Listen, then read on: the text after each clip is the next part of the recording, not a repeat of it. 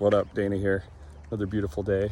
Have you ever asked somebody to do something for you and they did it in a different way than you'd like, or even do it wrong? This is called abdication and is a common result. If you want something done your way or done the right way, you have to delegate it.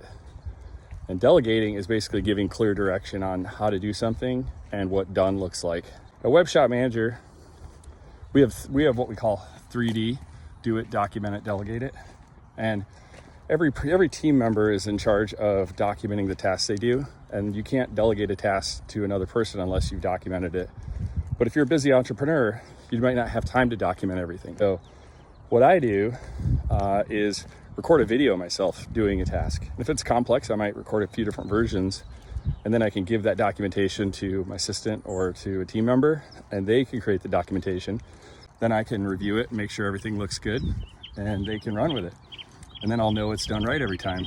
And if it's not, then we just go back and look at the documentation, say, did something go wrong here? Or did they maybe not follow the documentation? If you do this, you'll be well on your way to becoming a lot more successful and efficient with your time.